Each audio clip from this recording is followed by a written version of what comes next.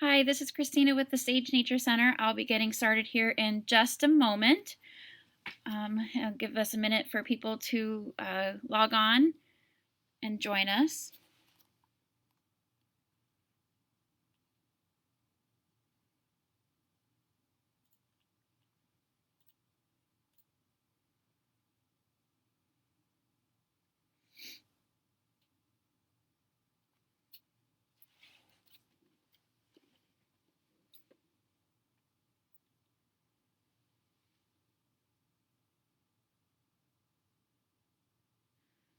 All right, I see a few people joining us.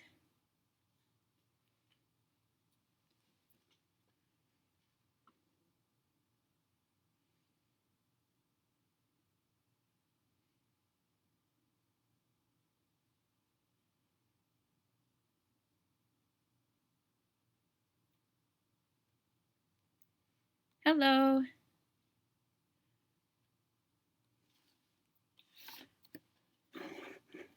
Hopefully everybody's finding the video okay. I'll get started here in just a minute. Just giving people a minute to connect with us.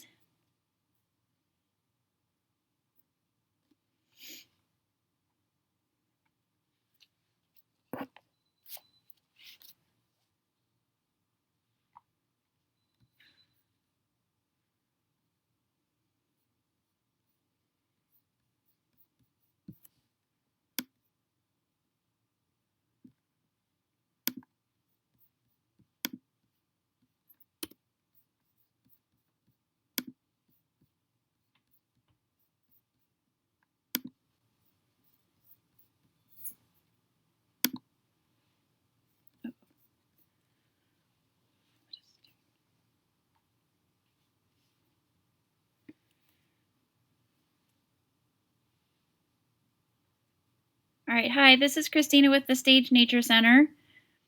Hope everybody's doing well today and you're able to find this post okay. I see a few people are checking in, so hello. If you're having any problems hearing me or seeing me, please let me know.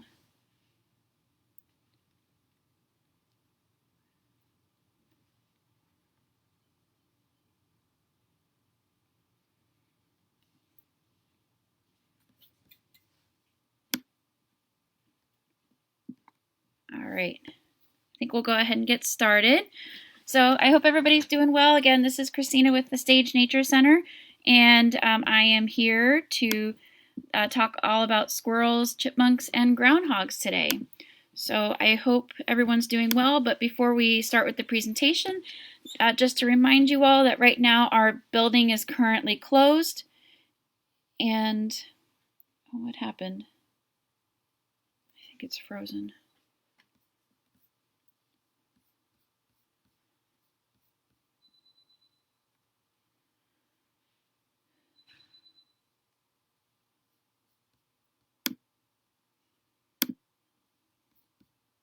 Oh, okay. I'm not sure if you guys are seeing me. If somebody would mind leaving me a comment to let me know what you're seeing on your screen, because from my end it looks like the computer is frozen. So if somebody would let me know what they're seeing and hearing before I continue on. I'm not sure.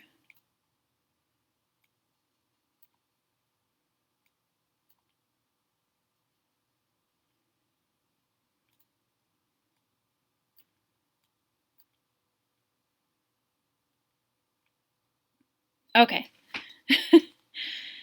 Do I see any? Okay, we can see and hear you. I apologize. There seems to be some kind of delay that I wasn't sure of.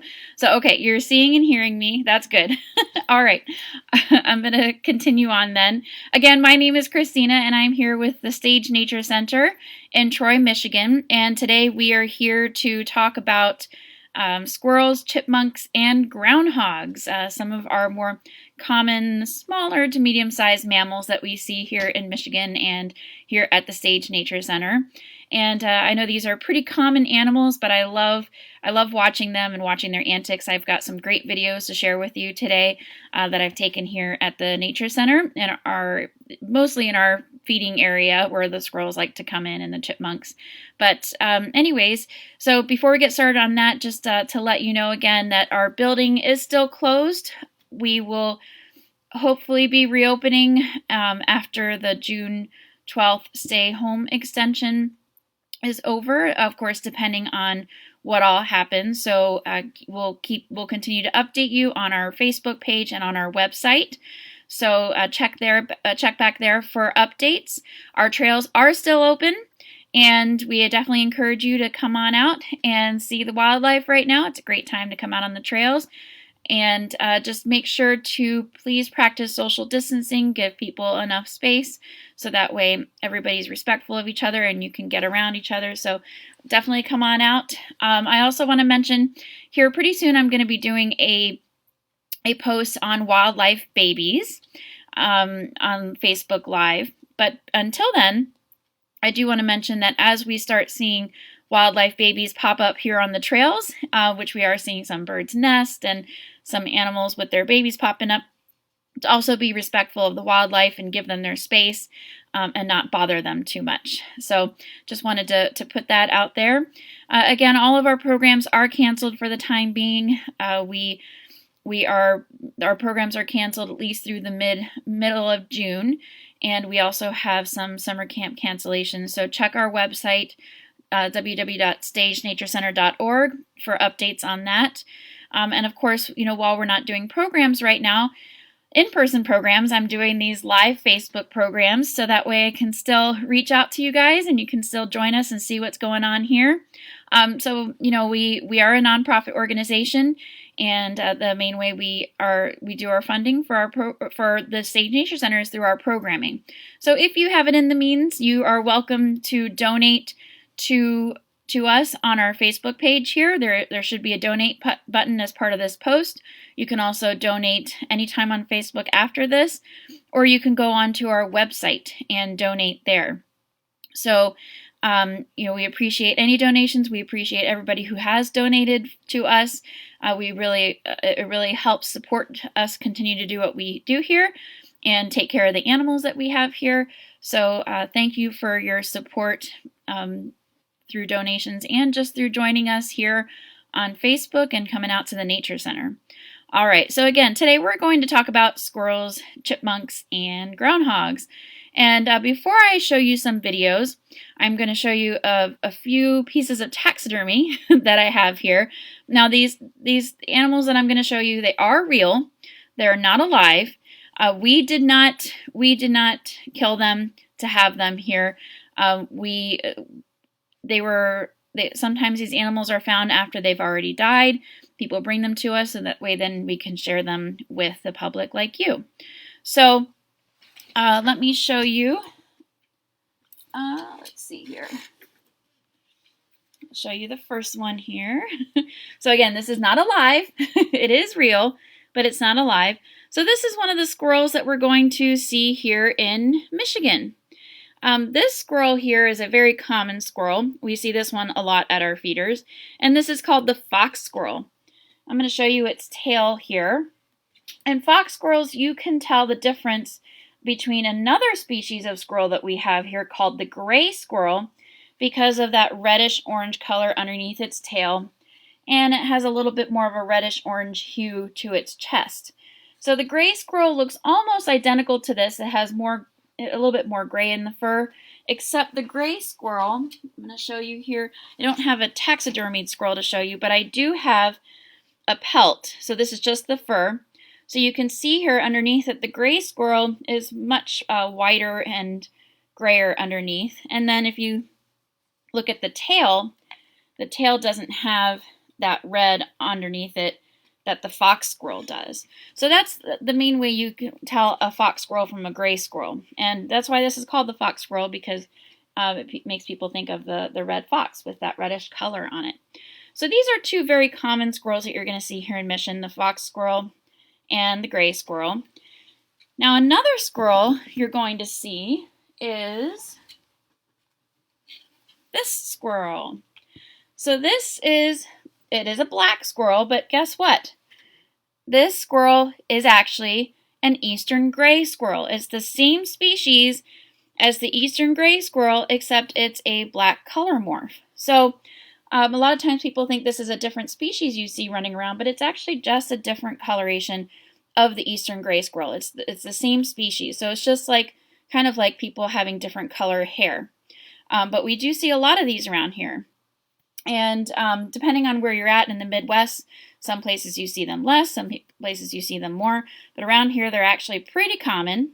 So this is another squirrel that you're going to see running around out here. Now, another squirrel that we have here in Michigan that in this region, whoops, that it's a little bit harder to see because they're very fast. They're a little bit shyer than like our fox squirrels and our gray squirrels, is this little red squirrel. And just to show you the size difference, so this is a fox squirrel, and here is the red squirrel. So the red squirrel is quite a bit smaller from the fox squirrel. They're whitish underneath. One way you can tell them is they have a white ring around their eye. And they are quite a bit smaller. These guys are actually pretty feisty. They will scream at you. They've been known to go after other squirrels as well to get them out of their area. So they're pretty feisty little squirrels for being so much smaller than the fox squirrel and the gray squirrel. But I love seeing these guys around. So this is another species that we have here. And then another species of squirrel that you could see around here in this part of Michigan, a lot of people don't think of a lot of times, is this squirrel. So this is called the flying squirrel. And let me see, I'm going to take it off the branch here. So the flying squirrel is actually quite a bit smaller, again, compared to the fox squirrel. The reason it looks pretty big right here is because this flying squirrel has its skin stretched out right along the sides. So flying squirrels have all of this extra skin in between their legs. And they use that not to fly. That's what we call them, is flying squirrels, but they don't actually fly. They glide.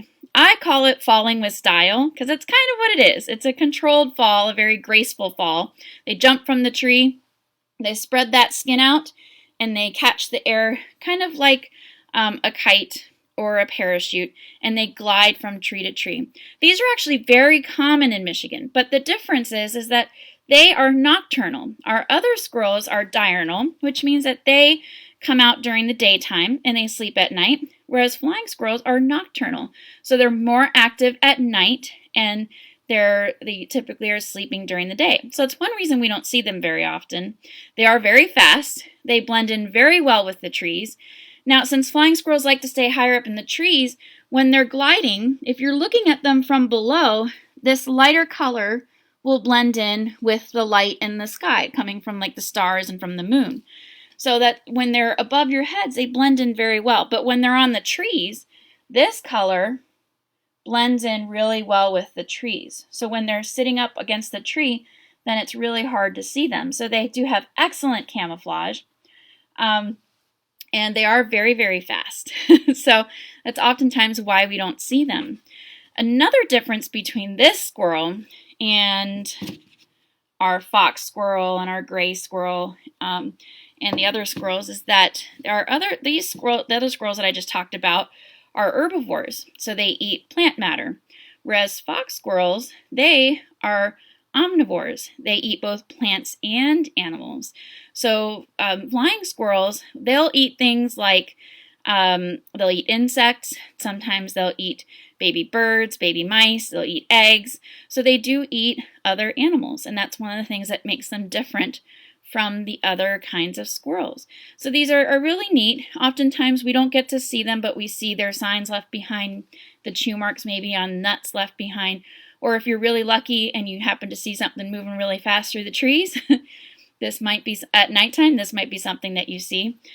So this is very different from a bat. A bat is a mammal like a flying squirrel. They have fur, but bats actually fly. They have wings, and their wings are their hands. So they actually fly, whereas flying squirrels, they just use that skin in between their legs where they glide. So that's how they move differently through the air.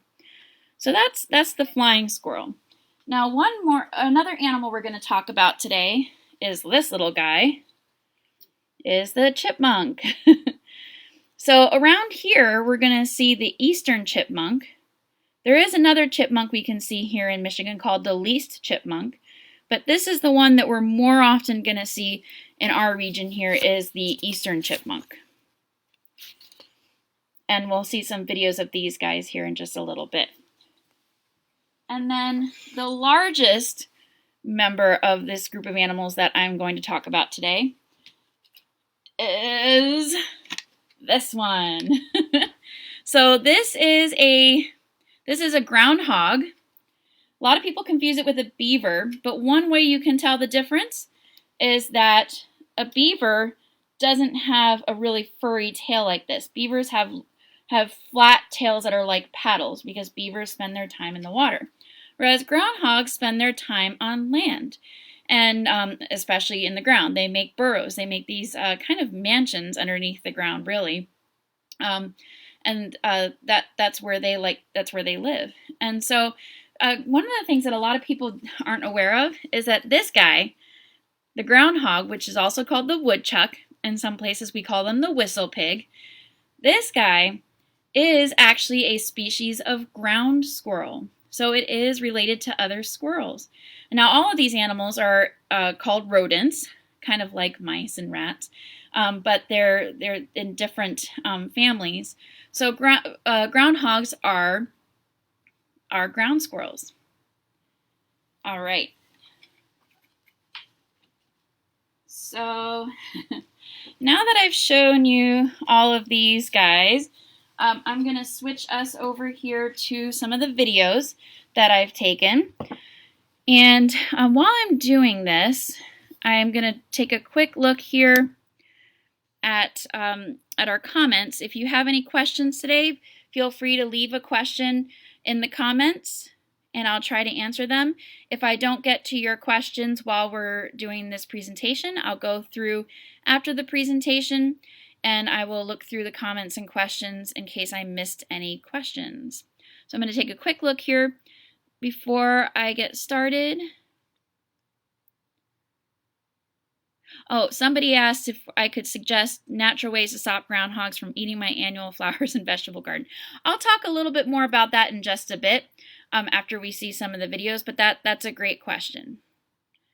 Okay, so here is a picture that I took here at the Stage Nature Center of a of a fox squirrel that was actually jumping from the tree to one of our bird feeders, and I call this picture the flying squirrel, but it's not actually a flying squirrel. But squirrels they have amazing acrobatics. They do really well from jumping from tree to tree and to your bird feeders. I'm sure many of you know who have bird feeders that that squirrels are very good at getting into them, and it can be very difficult to keep them away from your feeders, especially if you're just wanting birds at your bird feeders. So they can be quite entertaining to watch, and for some people quite frustrating to try to keep out of your bird feeders. And we'll talk a little bit more about that here in just a bit. So I've shown you some of the squirrels that we have here. In Michigan, there are 9 different species of squirrels that can be found here. And as you've seen from the taxidermy that I've showed you, they vary in size and habitats and how common they are. All right, here's another picture. I was talking about how well the squirrels can get to the feeders. So let me show you this picture. This is part of the same series. This squirrel was trying to get to the feeders and doing a pretty good job. So they're amazingly able to hold on to things really well with their legs and are able to get to the feeders pretty easily. So I just wanted to share those couple of pictures with you because they're pretty entertaining. All right, so here is the first video that I'm going to show you. And while I'm showing you this video, I'm going to continue to tell you some things about squirrels and chipmunks. And I'll try to check on your questions every once in a while. So this squirrel that we're looking at here is the fox squirrel. And we just talked about that one a minute ago. They have more of the reddish orange underbelly and reddish orange underside to its tail.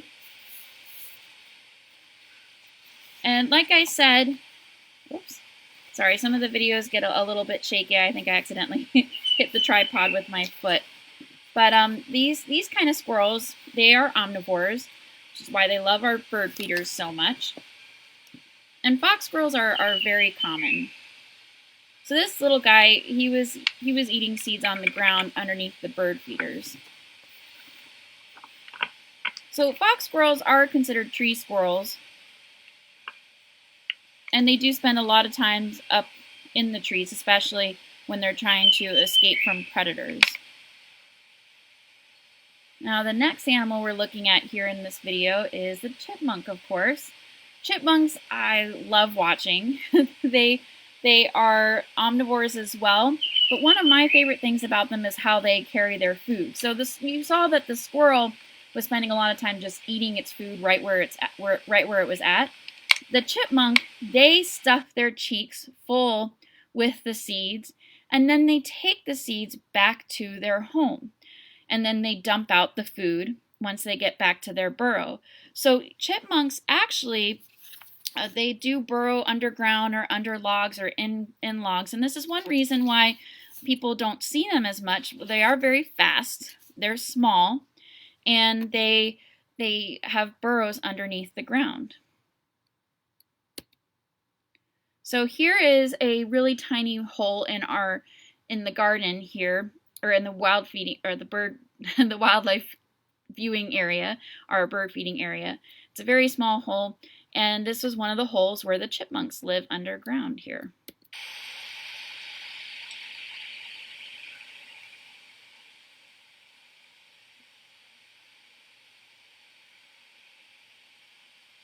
Chipmunks are a little bit more skittish than like our fox squirrels and our gray squirrels. Here he comes.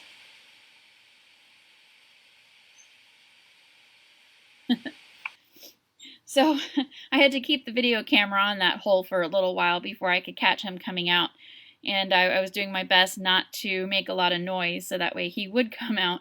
But anyway, so again, chipmunks, they're a little bit more skittish around people. They're very fast, so if there's someone making a lot of noise and movement, they're more likely to go hide rather than going up into the trees like other squirrels, like fox squirrels and gray squirrels.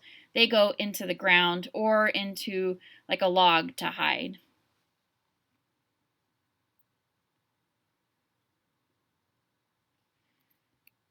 Here's another video of the chipmunk. So I want you to see here how it's filling its cheeks. So again, they stuff their cheeks full, and it is interesting because if you accidentally startle a chipmunk and they have all of that food in their cheeks, but they feel like they can't get away quickly, sometimes they'll dump out their food. So it looks like they're vomiting up their food, but they're just dumping it out really quickly so they can lighten their load and escape quickly. So you can see this chipmunk filling up its cheeks, and eventually it'll take it back to its burrow. So like I said, here in this area, we're going to see the eastern chipmunk. There is another chipmunk called the least chipmunk that we're not as likely to see around here. These chipmunks are actually even smaller than the eastern chipmunk. All right.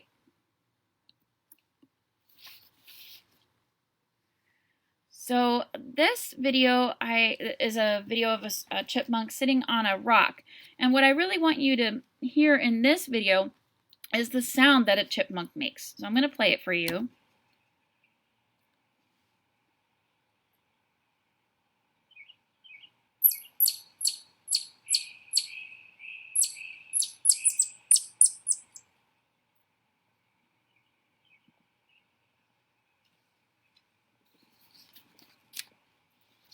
So that sound is actually its alarm call. And a lot of times people will be walking along the trails and they'll hear this high-pitched screech, and they won't realize that it's actually a chipmunk making that sound, but it's an alarm call, and it's very loud for such a tiny animal. But sometimes you'll just see them sitting on top of a log, yelling out with this high-pitched alarm call, so that way they can let other members of their family know that there might be something around them that that they need to get away from. And that's how they alert each other. All right, I'm going to take a quick look here.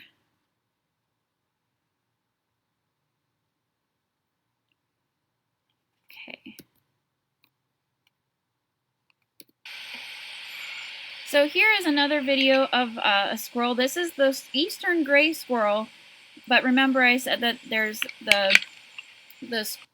it's actually a black squirrel. I mean, it's a color of black, but it's the same species as the eastern gray squirrel, and it's just a color morph.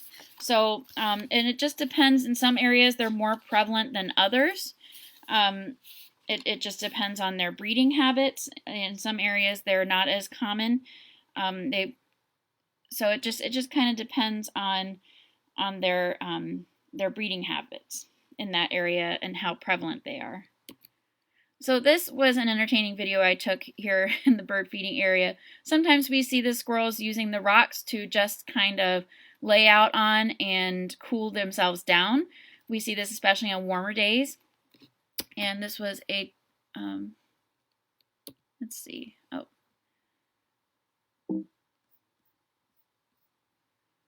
I'm sorry. Give me one moment here. It looks like my program froze up.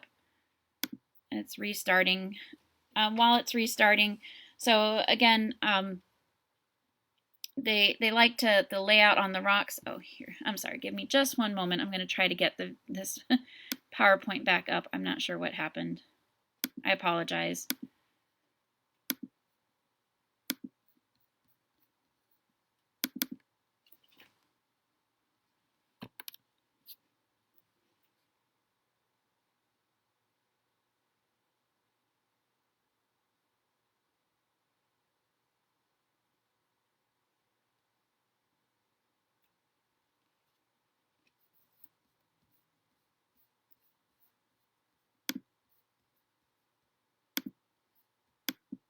Okay, I'm almost there. I'm sorry, give me just one more moment. I'm not sure why the program closed here. Oh, no.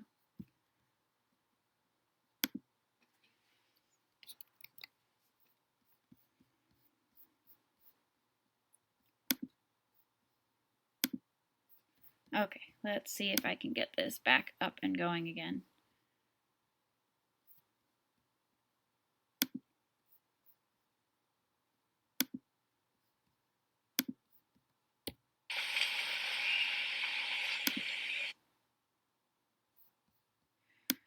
Oh, goodness. I apologize. Give me just one more moment here.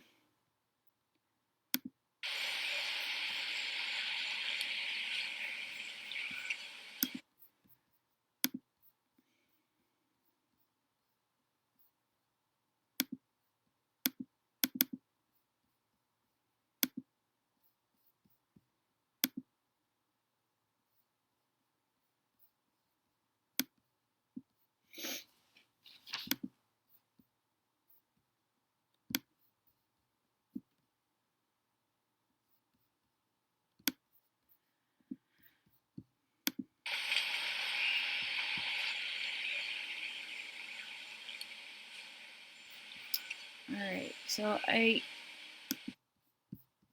for some reason, I'm sorry, the presentation is not connecting here with the software.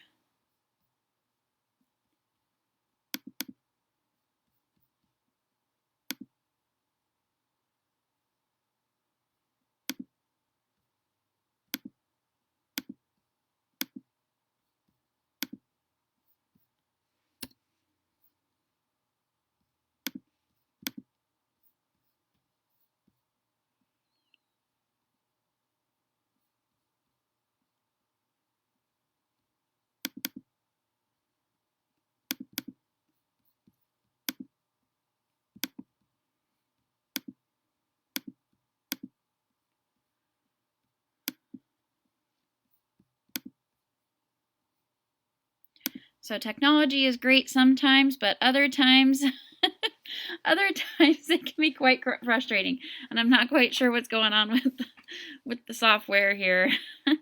I apologize, and I'm just trying to focus on getting it connected again, and I'm not quite sure what's going on. I think you guys are still seeing a a still image of a black squirrel, and I'm not sure why this has frozen here. Can you all still hear me? I'm just curious if my connection is still going okay.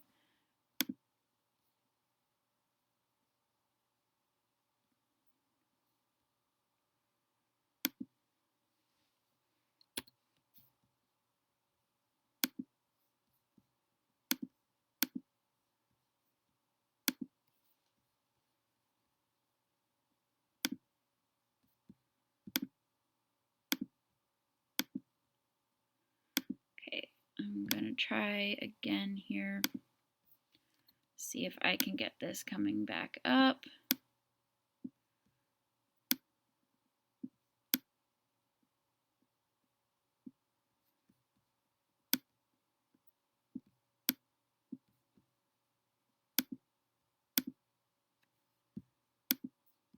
All right.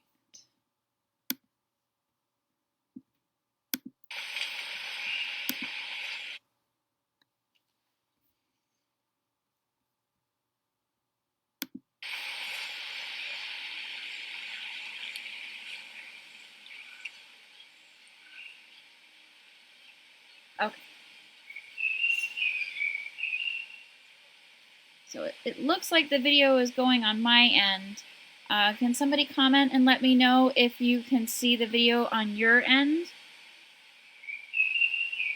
I think I'm having a little bit of a connection problem. It looks like my connection is kind of slow. Oh, he's moving. Okay. So, well, we'll try to move on to the next video. I just wanted to show you guys that video of this squirrel cooling itself off on one of these rocks. Let's see if this next video will work.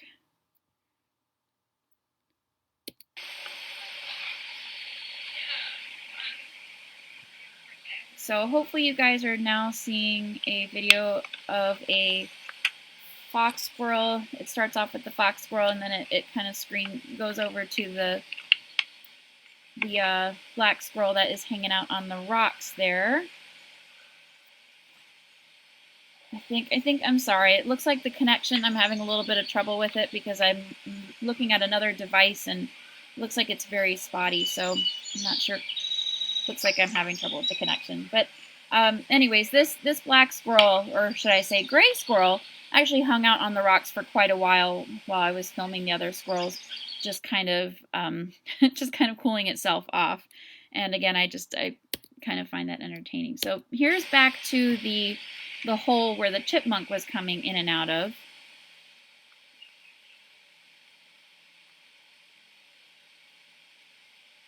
Let's see if there it comes. Okay.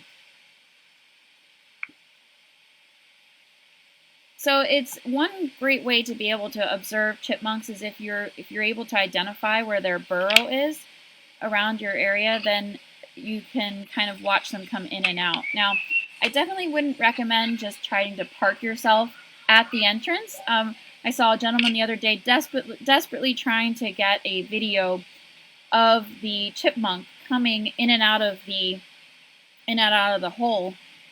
So he had his camera right at the entrance of the hole, trying to see if he could catch it. But the chipmunk wasn't going to come out while he was sitting right there. Like I mentioned earlier, chipmunks are very skittish. So if you're somewhere near the hole but not right up against it, then you're more likely to see them. So I had a pretty big zoom lens on the hole, so I wasn't standing right next to it. I was farther away. And that chipmunk felt more comfortable coming in and out.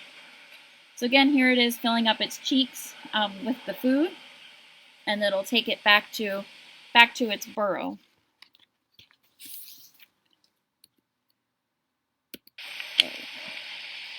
So this next video shows some more video of the chipmunk.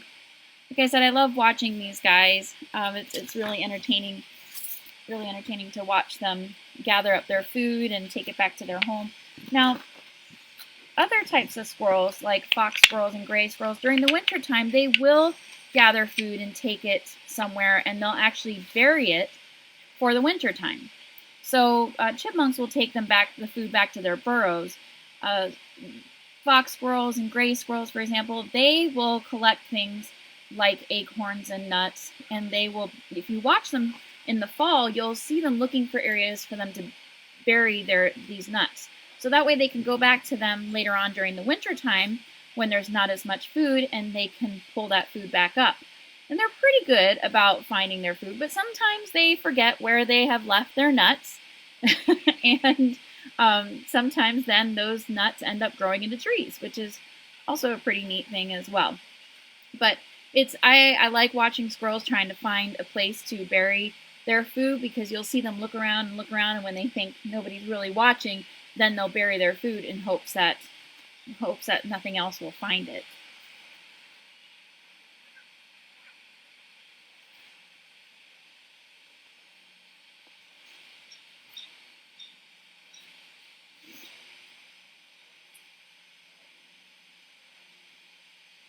So like I was mentioning earlier, you guys heard the chipmunk making that sound, kind of making that high-pitched chirp when it was on the rock.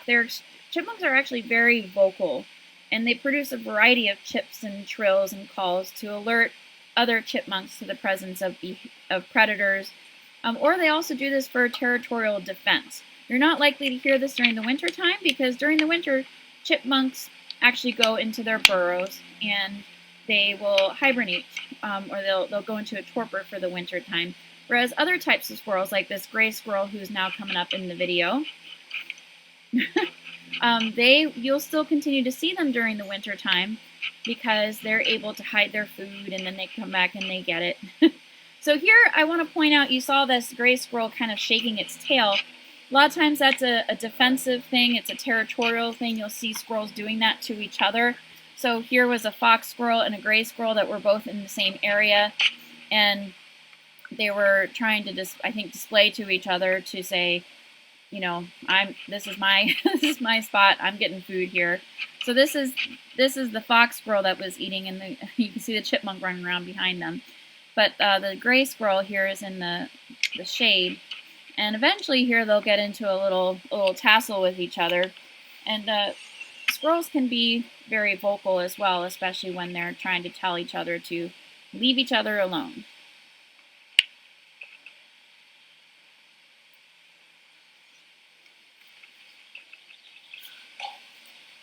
And you can really see in this video the difference between the fox squirrel and the gray squirrel with that color. And then here's one of the squirrels that jumped from the tree into the platform bird feeding area.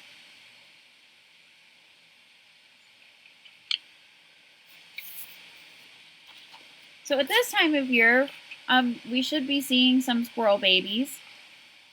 Squirrels do put their nests pretty high up in trees, and a lot of times people think that when they see squirrel nests, they think it's some type of large bird, a bird of prey. And they do make these really big nests, but one of the difference, I'm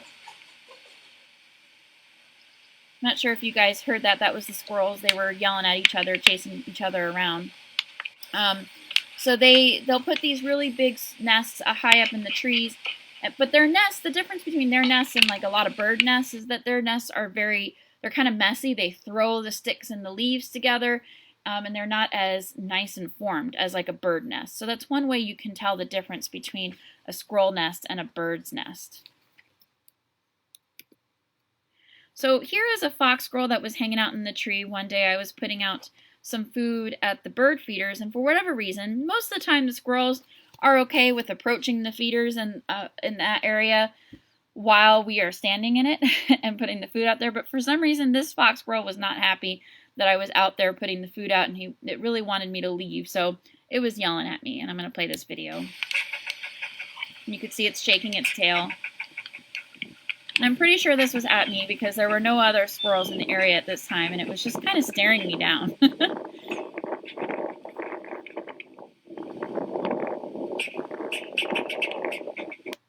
So you probably heard that sound it was making. Again, I think it was just wanting me to get out of the area. All right, so I've talked a lot about chipmunks and squirrels. We're going to talk a little bit about groundhogs now. And again, groundhogs are just ground squirrels.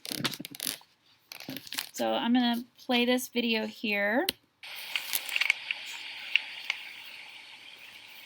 So again, groundhogs are also called woodchucks. Down south, some people call them whistle pigs. And they call them that because they do actually make this high-pitched whistle sound, that type of sound, especially when they're feeling threatened and they're making an alarm call to let others know that there's something threatening in the area. So woodchucks are actually what we call a marmot. They're one of the most widespread North American marmot species in the United States, and marmots are basically the ground squirrels, and you can see them all over the place. They inhabit many different ecosystems, so they do pretty well. And human activities have actually increased food access and abundance for them, so that's one reason we see them so much around people. They do make dens. They make pretty big burrows. You probably know about this if you have a groundhog living near your house. They actually have kind of a multi-room system, and sometimes they'll have multiple entrances to their burrows. And you can see them going in and out of those multiple burrows. But if you see a hole on top, more likely than not, their actual den that they have going on underneath the ground is pretty large. A lot of people obviously don't like to have those holes around their house, especially if it's near their house and it can weaken the ground. We have a groundhog living near our house that hibernates every year, and I have not done anything with the holes yet. So far it hasn't caused any problems, and I actually like to get to see them come out, and you'll see them with their babies too. So I typically every year I get to see the groundhogs come out with their babies. So I actually find it pretty neat to get to watch them. So this groundhog is busy munching, and this is usually what you're seeing when you're seeing groundhogs as they're eating. Now, for their stockier size, they can actually run pretty well. When they get spooked, they'll run really fast, really close to the ground, and they'll scurry back into their hole. One of the things that they'll do is when they're trying to find out what's going on around them, if there's something that they're not sure about, is they'll stand up high. So you'll see them kind of standing up straight with their head high, so that way they can see what's going on around them. And that makes them look tall.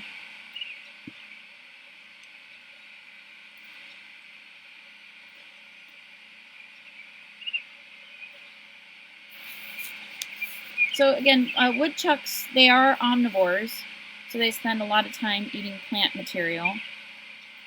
They can live 4 to 6 years in the wild, but a lot of times they don't make it past the age of 3 or so because of predation from other animals and disease. There have been some woodchucks that have been known to live up to 10 years in captivity, so they can live pretty long lives. And they're usually breeding by the age of 2.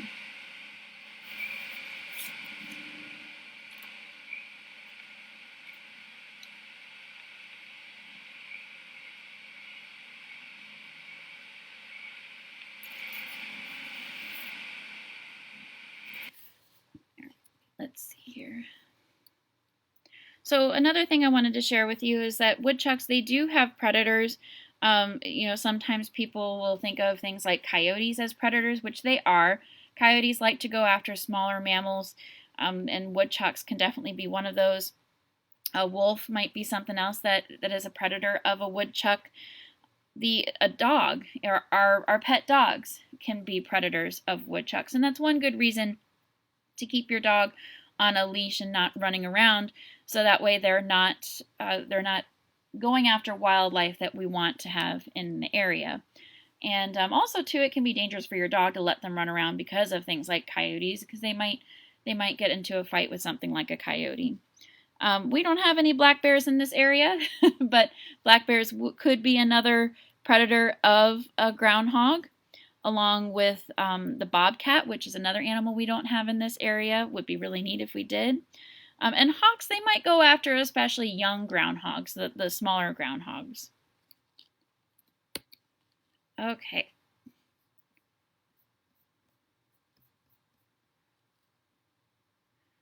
am going to come back to the screen here. Give me just one moment.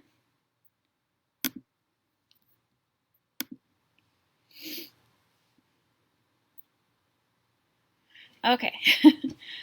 So hello again. I apologize for the issue with the presentation and the videos. Hopefully you guys were able to see them okay.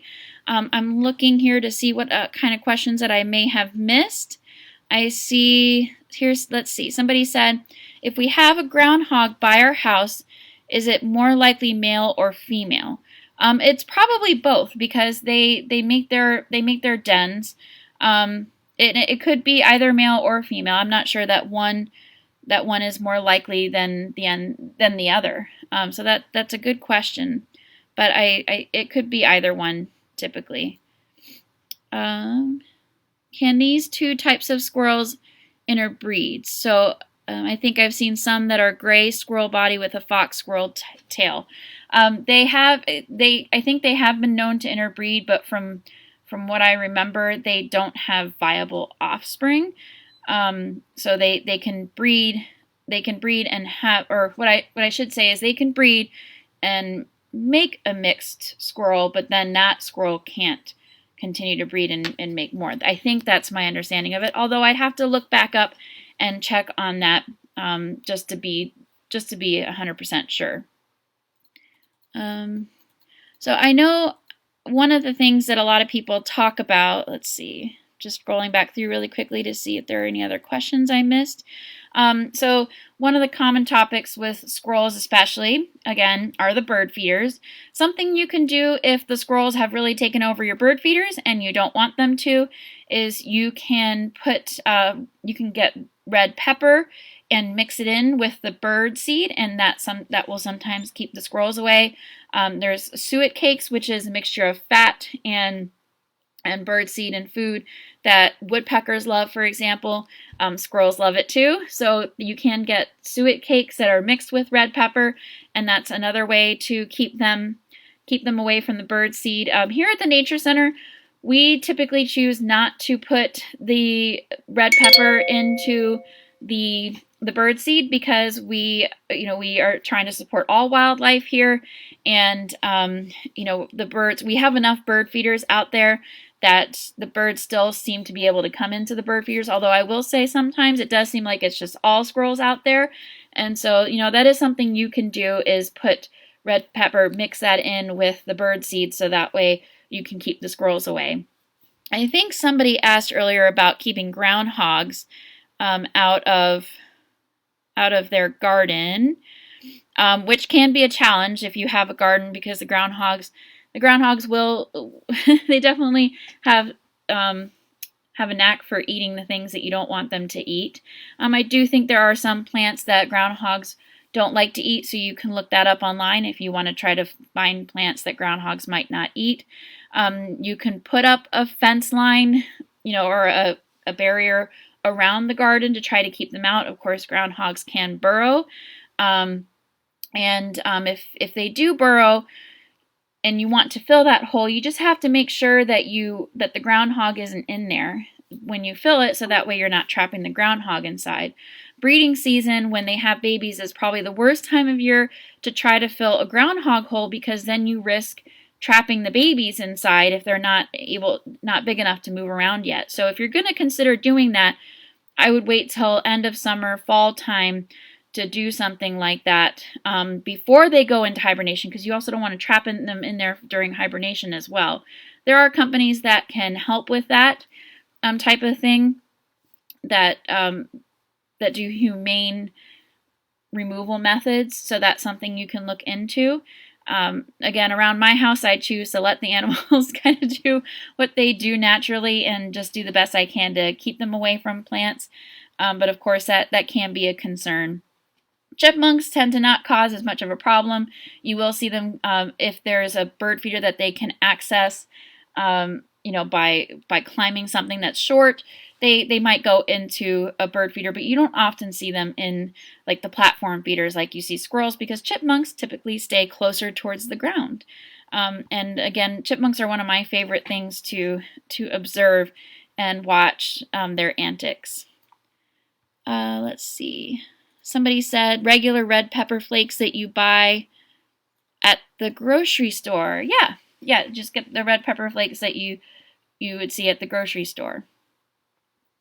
All right. Well, like I said, I will go back through the questions again at the after this presentation is over. Make sure I didn't miss anything. Yes, you can use ground cayenne pepper powder. I just saw somebody put that on there. So I'll go back through again and see if there was anything that I missed. If there was a question that I didn't have the answer to, then I'll go through and answer those questions as well. So thank you all for joining me today. Again, I apologize for the technical difficulties. Still working out these.